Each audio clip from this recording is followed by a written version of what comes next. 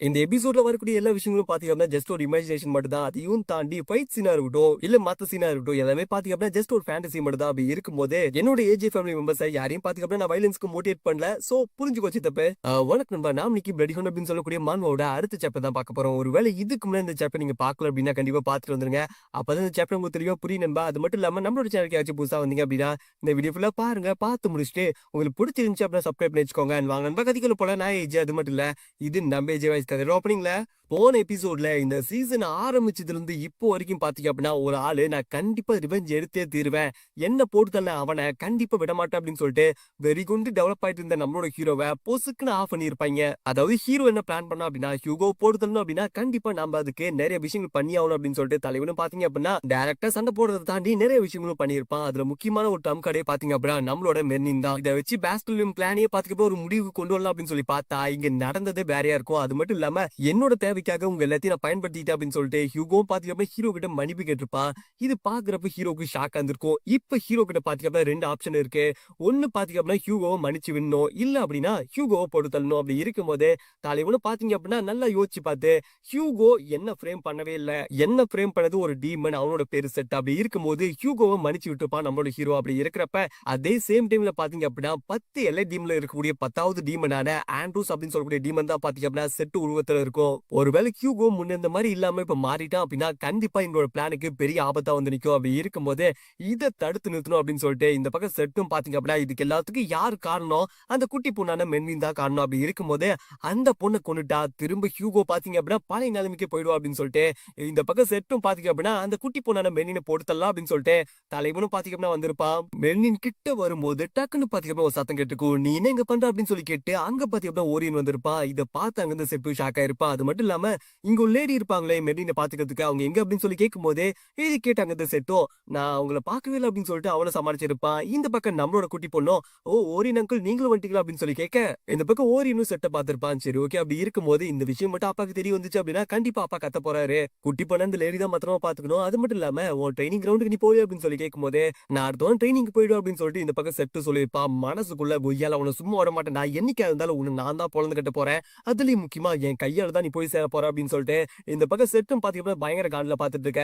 And ஓரியன்னு பாத்தீங்கன்னா செட்டை பாத்துட்டு நீ ரொம்ப கஷ்டப்பட்டு ஒர்க் பண்ற, அப்படி இருக்கும்போது கொஞ்சம் உடம்பு பாத்துக்கோ அப்படின்னு சொல்லிட்டு அவனும் பாத்தீங்கன்னா பாசமா பேச இதை பார்க்கும்போது செட்டுக்கு பயங்கர கடுப்பா இருக்கும். எது நீ என்கிட்ட பாசமா பேசுறியா அப்படின்னு சொல்லிட்டு அவனும் கடுப்பா இருப்பான். அது மட்டும் இல்லாம நான் இப்படி இருக்கிறதுக்கு முக்கியமான காரணமே நீ தான்டா. எப்ப பார்த்தாலும் அந்த ஹியூகோ உன்னையும் என்னையும் கம்பேர் பண்ணி நீ ஹை லெவலுக்கு போயிட்ட, நான் கடைசி வரையும் இப்படி வந்துட்டு அப்படின்னு சொல்லிட்டு இந்த பக்கம் செட்டும் பாத்தீங்கன்னா ஒரு மாதிரி யோசிச்சு பார்த்திருப்பான். தலைவனுக்கு பாத்தீங்க அப்படின்னா அவனோட பாஸ்ட் மெமரிஸ் வந்திருக்கும். இதை பார்த்து அங்கிருந்த டீமனும் இந்த செட்டோட பாஸ்ட் மெமரிஸ் அடிக்கடி வந்து தொந்தரவு பண்ணுது அப்படின்னு சொல்லிட்டு அவனை பாத்துக்காம அங்கிருந்து கிளம்பி இருப்பான். இதை பார்த்து அங்கிருந்து குட்டி பொண்ணும் அங்கிள் செட் ஏன் ஒரு மாதிரி போறாங்க அப்படின்னு சொல்லி கேட்கும் போதே இதை பார்த்து அங்கிருந்து ஓரியனும் அது ஒண்ணு கிடையாது, சின்ன வயசுல இருந்து இப்போ வரைக்கும் நான் என்னோட அப்பாவோட வழி தான் ஃபாலோ பண்ணிட்டு வந்தேன், அவரை மாதிரி ஏதாவது கண்ணி இல்லாம இருக்கணும் அப்படின்னு சொல்லிட்டு நான் அவரை ஃபாலோ பண்ணிட்டு வந்தேன். பட் இப்ப எல்லாமே சேஞ்ச் ஆயிடுச்சு. எப்ப வந்து ஹியூகோ அவரோட ஃபீலிங்ஸ் வந்து வெளியே எக்ஸ்பிரஸ் பண்ணாரோ அதுக்கப்புறம் நான் மட்டும் கோல்டா இருந்து என்ன பிரயோஜனம், அதனாலதான் நானும் வந்து என்னோட ஃபீலிங்ஸ் எல்லாம் எக்ஸ்பிரஸ் பண்ண ஆரம்பிச்சிட்டேன். என்ன இதை பாக்குறப்ப அவனுக்கு கொஞ்சம் வேடா இருந்திருக்கும் அப்படின்னு சொல்லிட்டு இந்த விஷயம் நடந்ததுக்கு முக்கியமான காரணமே நீ வந்ததா அப்படின்னு சொல்லிட்டு மெர்லினுக்கு பாத்தீங்க அப்படின்னா ஓரியனும் டேங்க் சொல்லியிருப்பான். அப்படியே கட் பண்ணி இந்த பக்கம் செட்டோட கேவ்ல காமிக்கிறாங்க. உள்ள பாத்துக்கிட்டோம் செட்டும் செம்ம காண்டா இருப்பான். சே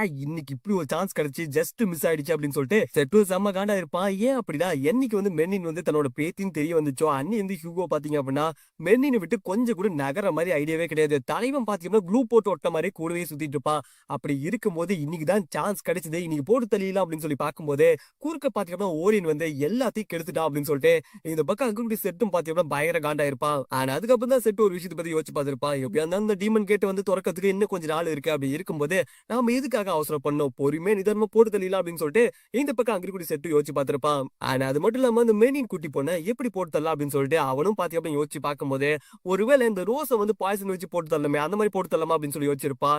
இல்ல பேசாம இந்த ஹியூகோவோட பொண்ணான பெனி வந்து பார்பேரியன்ஸ் விட்டு போட்டு தரல பார்த்தமே, அந்த மாதிரி போட்டு தரலாமா அப்படின்னு சொல்லிட்டு அவனும் யோசிச்சு பார்த்திருப்பான். சொல்ல போனோம் அப்படின்னா ஹியூகோட ஃபேமிலியில இருக்கக்கூடிய எல்லாருமே தூக்குறது பாத்தீங்க அப்படின்னா இந்த செட் அப்படின்னு சொல்லக்கூடிய இந்த ஆண்ட்ரூஸ் டீமன் தான். இல்ல அதை விட கொடூரமான ஒரு வழியை கொடுக்கணும், ஏன்னா என் பிளான குறுக்க வந்துட்டா அப்படின்னு சொல்லிட்டு இந்த பக்கம் செட்டும் பாத்தீங்க அப்படின்னா கான்ல பாத்துட்டு இருக்கும் போது டக்குன்னு பாத்தீங்க அப்படின்னா அந்த இடத்துக்கு வெளியே யாரோ ஒருத்தவங்க அந்த மாதிரி இருந்திருக்கும். அது மட்டும் இல்லாம ஸ்வாட வச்சு ஒரு அட்டாக் பண்ண இந்த பக்கம் அந்த கேவுக்கு வெளியே பாத்தீங்கன்னா ஒரு ட்ராப் மாதிரி இருந்திருக்கும்.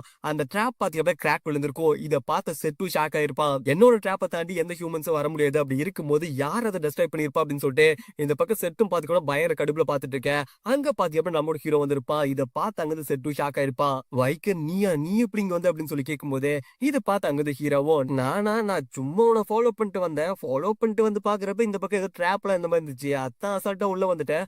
அதையும் தாண்டி இந்த மாதிரி ஒரு இடத்துல என்ன பண்ணிட்டு இருக்க அப்படின்னு சொல்லிட்டு தலைவனும் சுத்தி முத்தி பார்க்கும்போது அங்க ஃபுல்லா எலும்பு கூடுகளா இருந்திருக்கும். சரி ஓகே, அப்படி இருக்கும்போது இங்க நடந்திருக்கக்கூடிய எல்லா விஷயங்கள் அதையும் தாண்டி அண்டர்டாக் சிட்டில குழந்தைகள் எல்லாம் காணாம போனது, அப்புறம் நீங்க பேசிட்டு இருந்தது, இது எல்லாத்தையும் பார்க்கும்போது நீ ஒரு டீமன் தானே அப்படின்னு சொல்லி கேட்க, இது கேட்டு அங்கிருந்து செட்டும், ஓ தெரிஞ்சிருச்சா? எல்லாமே தெரிஞ்சிருச்சா? சரி பரவாயில்ல விடு, ஒன்னும் பிரச்சனை இல்ல. ஆனா நீ ஒரு முட்டாள் தெரியுமா? நான் ஒரு டீமன் அப்படின்னு தெரிஞ்சதுக்கு அப்புறம் கூட நீ பயப்படாம இந்த இடத்துல நிக்கிற. அதுலயும் முக்கியமா உன் கையில எந்த வெப்பனுமே இல்ல. அப்படி இருக்கும்போது உன்னை அசால்ட்டா இங்கே போட்டு தள்ளிடுவேன் அப்படின்னு சொல்லிட்டு இந்த பக்கம் அந்த டீமனும் பாத்தீங்க அப்படின்னா நம்மளோட ஹீரோ அட்டாக் பண்ண வரும்போது ஹீரோவும் அசையாம நின்றுப்பான். அவனும் பாத்தீங்க அப்படின்னா அட்டாக் பண்ண மாதிரி இருந்திருக்கும். டக்குன்னு பாத்தீங்க அப்படின்னா அவனோட ஸ்வாடோட கை மட்டும் தனியா போய் விழுந்திருக்கும். இதை பார்த்து அவனும் ஷாக் ஆயிருப்பான். செட்டும் பயங்கரமா கத்திருப்பான். ஏன்னா அவனோட பாதி கையை காணும். இந்த பக்கம் அவனுக்குலாம் ஷாக்கு தாங்க முடியல.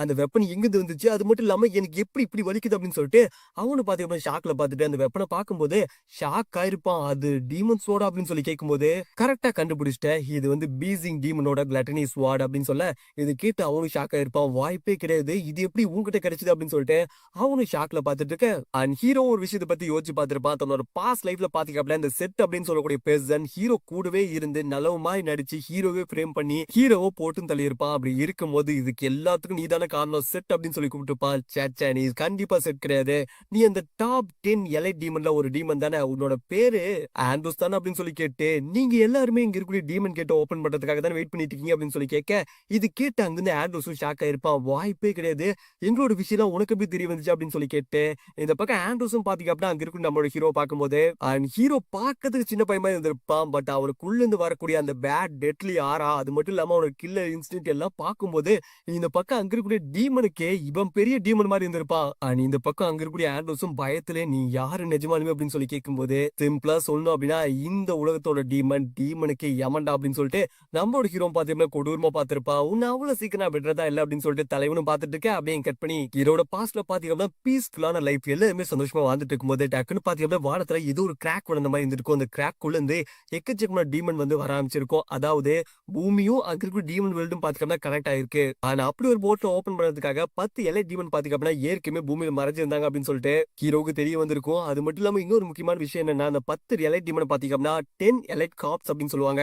அப்படிப்பட்ட 10 எலைட் டீமன் கூட நம்மளோட ஹீரோ பாத்தீங்கன்னா பாஸ்ட் டைப்ல சண்டை போட்டுருப்பாங்க. கிட்டத்தட்ட 671 சோல்ஜர்ஸ் போய் சண்டை போட்டுருப்பாங்க. அதுல பாத்தீங்கன்னா 666 பேர் இறந்து போயிருப்பாங்க.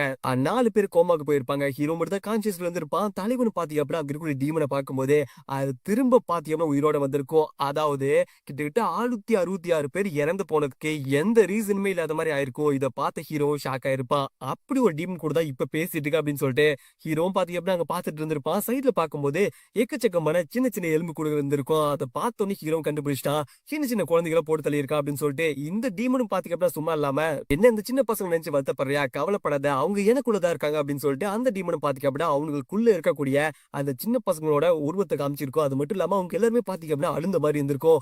இதை பார்த்த ஹீரோவும் கடுப்பாயிட்டு அந்த டீமனோட இன்னொரு கையும் வெட்டி இருப்பான். ஆனா அந்த டீமனும் பாத்தீங்க அப்படின்னா 2 கையுமே போயிடுச்சு அப்படின்னு சொல்லிட்டு அதுவும் பாத்தீங்க அப்படின்னா கத்தி இருக்கும். பட் என்ன இப்ப வந்துருச்சு அப்படின்னு சொல்லிட்டு திரும்பவும் பாத்தீங்க அப்படின்னா கையை ரீஜெனரேஷன் பண்ணிருக்கோம். அது மட்டும் இல்லாம அவனும் பாத்தீங்க அப்படின்னா சொல்ல ஆரம்பிச்சிருப்பான். அங்க இருக்கக்கூடிய ஓரின் பார்த்தா அப்படின்னா 30 வயசுல மிட் லெவல் கிராடியேட்டரா மாறிட்டான். அப்படி இருக்கும்போது அவன் தான் பிரச்சனையா அப்படின்னு சொல்லி பார்க்கும்போது நீ வெறும் 17 வயசுல மிட் லெவல் கிராடியேட்டரா மாறிட்ட, எப்படியும் 10 வருஷத்துக்கு அப்புறம் தான் நாங்க கேட்டை ஓபன் பண்ணுவோம். அப்படி இருக்கும்போது கண்டிப்பா நீ எனக்கு பெரிய பிரச்சனையா வந்து நிப்ப. சோ உன இங்கே போட்டு தெரியல அப்படின்னு சொல்லிட்டு இந்த பக்கம் அக்ரிக்கூடிய செட்டும் பாத்தீங்க அப்படின்னா கையில வெப்பன் கொண்டு வந்திருப்பான். ஹீரோவும் அதையும் பாத்திரலாம், யார் இங்க முழுசா வெளியே போறாங்கன்னு சொல்லி பாக்கலாமா அப்படின்னு சொல்லி கேட்டு இந்த பக்கம் ஹீரோ பாத்தீங்கன்னா சண்டை போட ரெடியா இருப்பான். 2 பேரும் பாத்தீங்கன்னா மாறி மாறி சண்டை போட்டு வந்திருப்பாங்க. அதுலயும் முக்கியமா இந்த பக்கம் செட்டுக்குலாம் ஒரு நம்பிக்கை வந்திருக்கும். இவனோட பேருக்கு முன்னாடி வேன் இருக்கு. அப்படி இருக்கும்போது ராயல் ஃபேமிலி சேர்ந்தவங்க கத்துக்கூடிய அந்த டெக்னிக்கை இவனால கத்துக்கிட்டு இருக்க முடியாது. அப்படி இருக்கும்போது எனக்கு தான் அட்வான்டேஜ் அதிகம் அப்படின்னு சொல்லிட்டு இந்த பக்கம் அங்க இருக்கக்கூடிய செட்டும் பாத்தீங்க அப்படின்னா பாஸ்கல் பிளானோட 6th டெக்னிக் யூஸ் பண்ணி அட்டாக் பண்ணிருப்பான். இதை வந்து ஹீரோ நோட் பண்ணிருப்பான். ஹீரோ பாத்தீங்க அப்படின்னா 6th டெக்னிக் யூஸ் பண்ணா இதை பார்த்து அவன் ஷாக் ஆயிருப்பான். இவனுக்கு எப்படி 6th டெக்னிக் கிடைச்சது அப்படின்னு சொல்லிட்டு இந்த பக்கம் அங்க இருக்கக்கூடிய செட்டும் ஷாக்ல பாத்துட்டு இருக்க, என்னால இதை கூட பண்ண முடியும் அப்படின்னு சொல்லிட்டு செட்டும் பாத்தீங்க அப்படின்னா அவனோட டென்டகல்ஸ் யூஸ் பண்ணி நம்மளோட ஹீரோ அட்டாக் பண்ண வந்திருப்பான். ஹீரோ அதை கரெக்டா நோட் பண்ணிருப்பான். நோட் பண்ணது மட்டும் இல்லாம தலைவன் பாத்தீங்க அப்படின்னா அப்படியே 7th டெக்னிக் யூஸ் பண்ணிருப்பான். இந்த பக்கம் செட்டுக்கெல்லாம் செம்மடி விழுந்திருக்கும். அவனால நம்ப முடியல, இவனால எப்படி 7th டெக்னிக் யூஸ் பண்ண முடிஞ்சு அப்படின்னு சொல்லிட்டு அந்த பக்கம் செட்டும் ஷாக்ல பாத்துட்டு இருக்க. ஹீரோ பாத்தீங்கன்னா கிட்ட வந்திருப்பான். தலைவனும் பாத்தீங்க அப்படின்னா செட்டோட உடம்புல கத்தி இறக்கி இருப்பான். எனக்கு நல்லாவே தெரியும் உங்க மாதிரி டீமன்ஸ் எல்லாருமே ஹியூமன்ஸ் ரொம்ப வேஸ்ட் அப்படின்னு தான் நினைப்பீங்க. அப்படி இருக்கும்போது ஹியூமன்ஸ்க்கு அது ஓகே, ஆனா நானே ஒரு டீமன். அப்படி இருக்கும்போது என்கிட்ட இதெல்லாம் நடக்குமா அப்படின்னு சொல்லிட்டு நம்மளோட ஹீரோ கிட்ட வந்திருப்பான். உங்ககிட்ட இன்னொரு முக்கியமான விஷயத்த பேசணும். அதாவது நீ அங்க இருக்கக்கூடிய கேட்ட 10 வருஷத்துக்கு அப்புறம் ஓப்பன் பண்ண போற அப்படின்னு சொன்ன. அப்படி இருக்கும்போது உன்ன மாரியே 10 எலைட் டீமன்ஸ் இந்த இடத்துல இருக்கீங்க அப்படின்னு சொல்லிட்டு எனக்கு நல்லாவே தெரியும். அப்படி இருக்கக்கூடிய ஒருத்தையும் நான் தேடி போய் வேட்டையாடினேன் அப்படின்னா ஏஜ் ஆஃப் டார்க்னஸ் அப்படின்னு சொல்லக்கூடிய ஒரு விஷயம் வரவே வராது. நீ தனியா போமாட்ட. உன் கூடவே உன்னோட ஃப்ரெண்ட்ஸ் எல்லாருமே வந்துருவாங்க அப்படின்னு சொல்லிட்டு இந்த பக்கம் ஹீரோ பாத்தீங்க அப்படின்னா டீமனே மிரட்டி விட்டுருப்பான். இத பார்த்து அங்கிருந்த செட்டு ஷாக் ஆகி பயந்துருப்பான். ஒரு ஹியூமன் என்ன மிரட்டுறானா நான் பயந்துட்டேன் அப்படின்னு சொல்லிட்டு அவனும் பயத்துல தலைவனும் பாத்தீங்க அவனோட ஃபுல் ஃபார்ம் வெளியே கொண்டு வந்திருப்பான். நான் கொஞ்சம் கூட எதிர்பார்க்கவே இல்லை. போய் போய் ஒரு சின்ன சண்டைக்காக என்னோட ஃபுல் ஃபார்மை காட்டுவேன் அப்படின்னு சொல்லிட்டு இந்த பக்கம் அங்க இருக்கக்கூடிய செட்டும் பாத்தீங்க அப்படின்னா முழு டீம்னா மாறி நின்றுப்பான். இது ஹீரோ நோட் பண்ணிருப்பான். சரி ஓகே, நீ ஹியூமன்ஸ் கூட சண்டை போடும் போது நீ கொஞ்சம் ஸ்ட்ராங்கா தான் இருக்க. பட் டீமன்ஸ் கூட இது வரைக்கும் நீ சண்டை போட்டுருக்க மாட்டே. அப்படி இருக்கும்போது எங்களோட சண்டையை பாக்குறேன் அப்படின்னு சொல்லிட்டு இந்த பக்கம் அங்க இருக்கக்கூடிய டீமனும் பாத்தீங்க அப்படின்னா அவனோட மேல இருந்து எக்கச்சக்கமான பாம்புகளை வச்சு நம்மளோட ஹீரோ அட்டாக் பண்ணி இருப்பான். ஆனா அங்க பாத்தீங்க கொத்து கொத்தா பாம்பு வர நம்மளோட ஹீரோ பாத்தீங்க அங்கேயும் ஓடி இருப்பான். அது மட்டும் இல்லாம எக்கச்சக்கமான பாம்பை வெட்டி வீசி இருப்பான். ஆனா அங்க பாத்தீங்க ஹீரோ ஒரு பாம்பு பின்னாடி இருந்து அட்டாக் பண்ண வந்திருக்கும். அது மட்டும் இல்லாம ஹீரோவை கடிச்சு வச்சிருக்கோம். ஹீரோ பாத்தீங்க அந்த பாம்பை தூக்கி போட்டுப்பான். பட் ஹீரோக்கு பாத்தீங்க கடிபட்டிருக்கும். இந்த பக்கம் அந்த டீமனு பாத்தீங்க பயங்கரமா சிரிச்சிருக்கும். ஹீரோவை என்னாச்சு உனக்கு அப்படின்னு சொல்லி பார்க்கும்போது இது பார்த்து அந்த டீமனும் நான் நினைச்ச விஷயம் நடந்துருச்சு அப்படின்னு சொல்லிட்டு தலைவனும் பாத்தீங்க கையை நீட்டும் போது அவன் கையிலிருந்து பாத்தீங்க ஏதோ ஒரு வாய் மாதிரி வந்திருக்கும். அதையும் தவிர்த்து இன்ஃபினிட்டி அப்சார்ப்ஷன் அப்படின்னு சொல்லக்கூடிய ஒரு எபிலிட்டி யூஸ் பண்ண ஹீரோக்கு கடிப்படை எடுத்து வரக்கூடிய பிளட் பாத்தீங்க அப்படின்னா அங்க இருக்கக்கூடிய டீமன் இன்ஃபினிட்டி அப்சார்ப்ஷன் அப்படின்னு சொல்லக்கூடிய அந்த பவர் யூஸ் பண்ணி உறிஞ்சி எடுக்க ஆரம்பிச்சிருக்கும்.